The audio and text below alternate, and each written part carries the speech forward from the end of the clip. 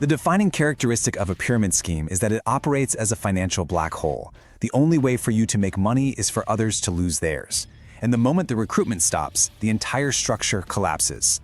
You see, it's not a business that failed. It's a system that worked exactly as it was designed to. It's a machine built to transfer wealth from the bottom to the very, very top, before it implodes and just leaves devastation in its wake. This is the central, unavoidable paradox we're going to unpack. So let's talk about that core paradox. This isn't just about a bad business idea. No, this is a meticulously engineered system of financial fraud, and it's one that wears the costume of a legitimate opportunity. So our goal in this explainer is to give you a kind of forensic guide. We're going to put this whole scheme on the examination table and give you a clear, evidence-based framework to understand exactly how these systems are built, why they're so psychologically powerful, and this is the most important part, how to build an unbreakable defense against them. All right, here's our roadmap for this investigation. First, we'll dive into the central lie, what we're calling the financial black hole. Then, we'll look at its primary weapon, the weaponization of trust.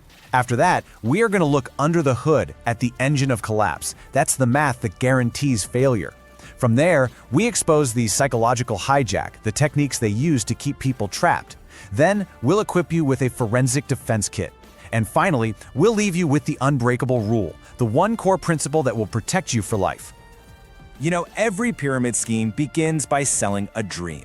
And it's not a product they're selling you, not really. It's a vision. They are selling you a powerful story about yourself, a version of you who's a successful entrepreneur, free from the 9-to-5, calling all the shots. And that is a potent lure, especially in an uncertain economy. But behind that glossing promise is a cold, unchangeable mathematical reality.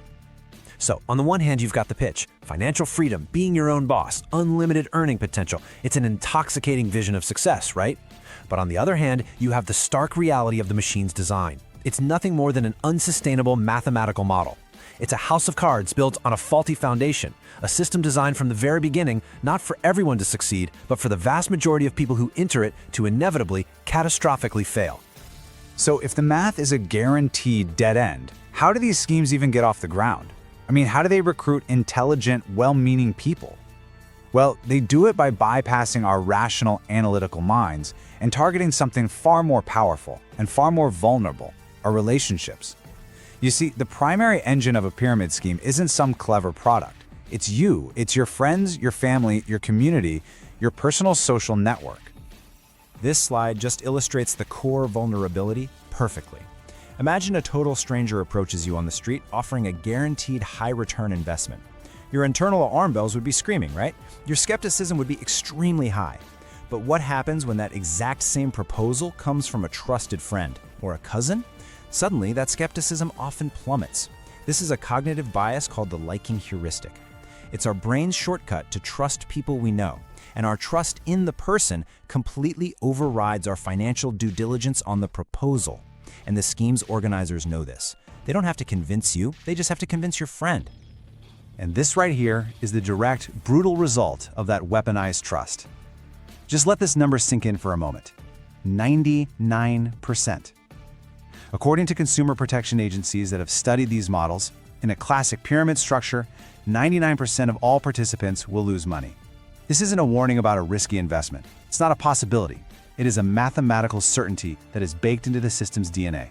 This is a wealth transfer machine, ruthlessly efficient at funneling money from the many at the bottom to the very, very few at the top. Now, to amplify this social pressure, they use a classic psychological tactic, the ground floor opportunity. You've heard it, right? You're told you're getting in early, that this is a once-in-a-lifetime chance. This language is so carefully chosen to create a powerful sense of urgency and scarcity. It's what we call a psychological choke point. It's designed to make you feel that if you pause, if you stop to think or do your research, that this golden opportunity will just vanish. Their goal is to create a fear of missing out so intense that it rushes you right past rational analysis and straight into an emotional decision. Okay, so now let's move from the why it works to the how it works. We're going to put the engine of this fraudulent machine right on the examination table. We're going to strip it down gear by gear, because once you understand precisely how it is built, you will see exactly why it is engineered to collapse every single time, without exception. So when regulatory bodies like the Federal Trade Commission or the SEC investigate these things, their legal analysis boils down to two critical defining traits. First, is your income based primarily on recruiting new people, or is it based on selling an actual product to the general public? If the money comes from recruitment, that's a huge red flag. Second, where does the company's revenue actually come from? In a pyramid scheme, the main source of cash is from mandatory upfront fees paid by new recruits themselves, often disguised as inventory purchases or starter kits. And this brings us to the crucial moment, the single transaction that really defines the entire scheme. When you pay that mandatory upfront fee, you are not investing in a business, you're not buying inventory, you are, in effect, making a direct cash transfer to the people who recruited you and the people above them. That's it. That is the entire financial transaction. There's no external customer, no value being created. The money simply flows from new recruits at the bottom to the veterans at the top. One direction only, up. Now for the engine of collapse itself, the math. Let's walk through a pretty common model. The plan is for you to recruit just 6 people. Seems manageable, right? And then each of them has to recruit 6 more. Well, as this slide shows, the numbers escalate with terrifying speed. At level 2, you need 36 people. By level 3, it's 216.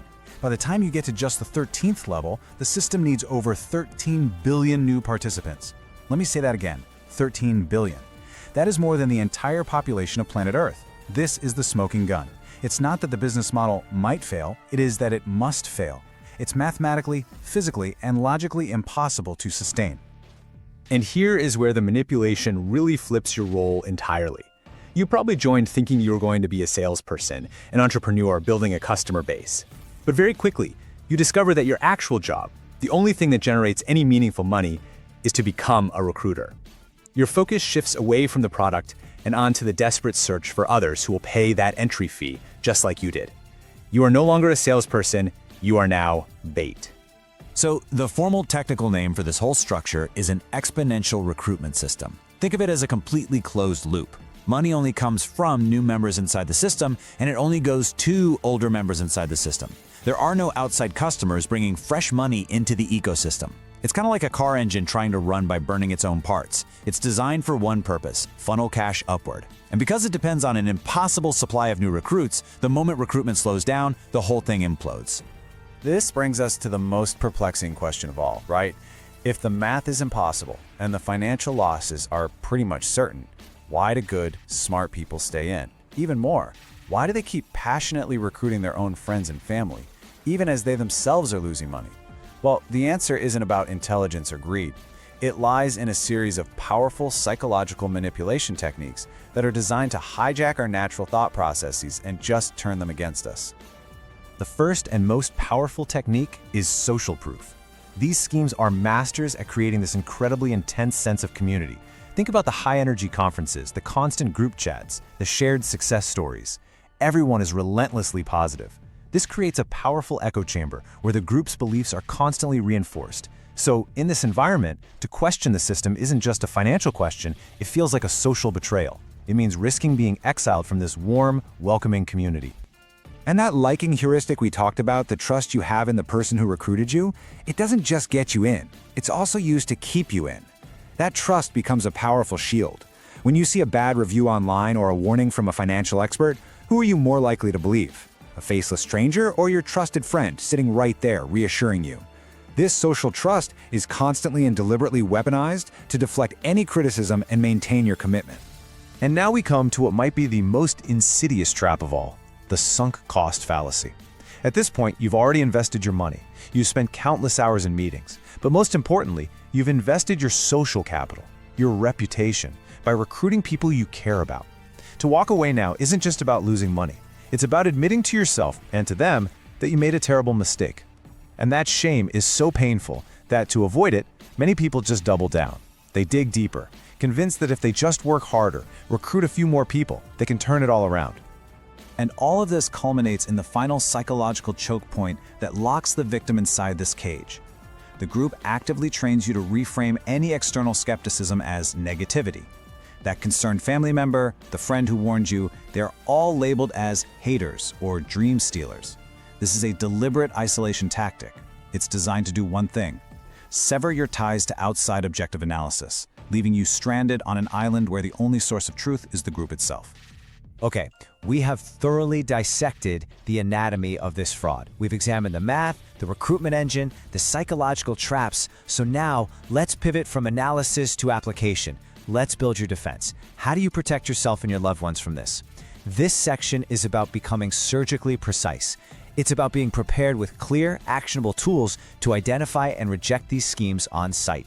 One of the biggest points of confusion, and the gray area where these schemes love to hide, is the line between an illegal pyramid scheme and a legal multi-level marketing, or MLM business. This slide gives you a simple, powerful diagnostic tool. The difference really comes down to one question: where does the money come from? In a pyramid scheme, the focus is inward, on recruiting more members. The revenue comes from its own distributors. A legitimate MLM, however, must have a primary focus that is outward, on retail sales to the general public. The money has to come from actual customers. And that distinction leads us to the single most powerful verification tool you have. This is your silver bullet. It's called the 70% rule, and it is a legal standard used by regulators like the FTC. The rule is simple. A legitimate business should be able to prove with data that at least 70% of its total revenue comes from verifiable sales to actual retail customers, people outside the company, not from money paid by its own participants. This isn't an opinion. It's a hard, evidence-based test. So what do you do when you're in that high-pressure situation, sitting across from a friend who's pitching you? You use this. Memorize this sentence. This is your mandatory verification script.